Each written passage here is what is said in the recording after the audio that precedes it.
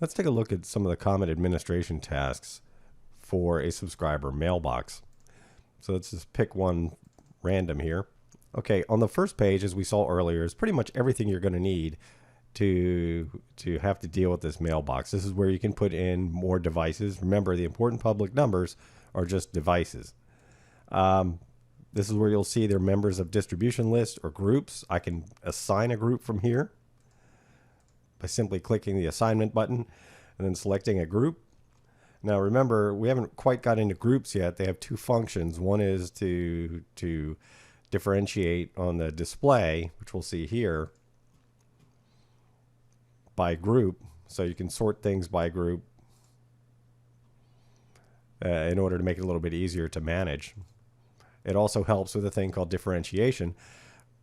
So if I have a number of subscribers that have the same type of name or the same name, and a speech command is used or a speech request is made, the system doesn't know which one to pick.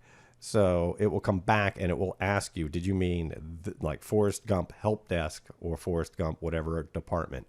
Down below, you see our security code parameters here. And this is where you can reset a security code and it gets set to the default. You notice as soon as I hit that button, it went set to default. I can set it manually.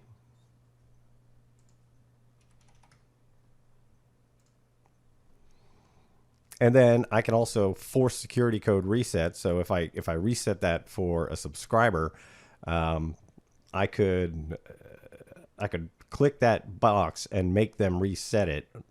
So I could set it to something they want familiar, and then have them reset it the first time they log in and use the new security code. So personal assistant, that's a license.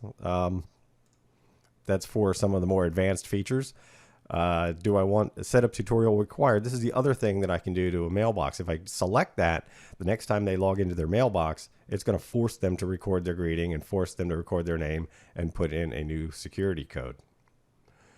We also have the ability here to reset the mailbox. Now, resetting the mailbox will pretty much release all the subscriber information and reset the mailbox for use for somebody else. So if somebody say Forrest left the company and there's a new person at his extension, then I would just simply reset the mailbox and let them set up new. When I do that, it will say, do you want to keep the voice recordings and the messages, or do I want to delete them when I do this?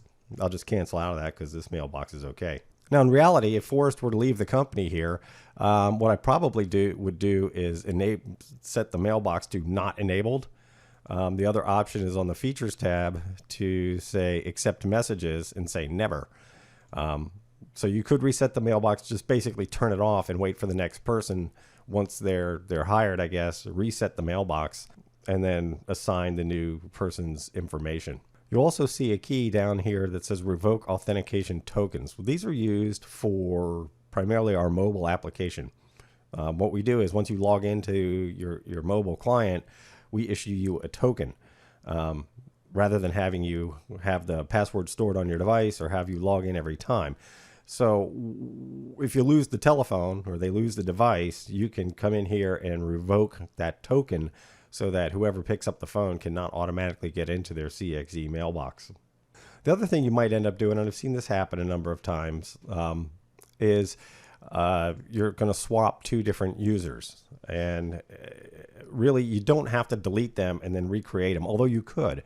You could delete one user and then renumber the other user, or you could just simply label them something different. So if I was going to swap, say, 2503 and 2510 here, I'd simply click renumber and pick a number that isn't being used. And you want to say edit after renumber. It's really kind of important because once you renumber a mailbox, it's not necessarily going to renumber the extension. Remember, we're not paired mailbox numbers with extensions. The extension can be anything you want it to be. So you come here, change this, and press OK. Now the other mailbox that I want to be 2503, I can just simply name it or renumber it to be the exact mailbox that I want to have. And remember, again, edit after renumber to make sure to change the extension number. So simply change the extension number. This one's done. We'll go back to the other one, and now we can rename it, renumber it rather, the number we want to have it in for the long run. See, the benefit to, so here we simply put this one back the way it was. The benefit to doing this, as opposed to deleting one and creating another, is you allow the subscriber to keep all their messages and greetings and everything like that. Their number just simply changes.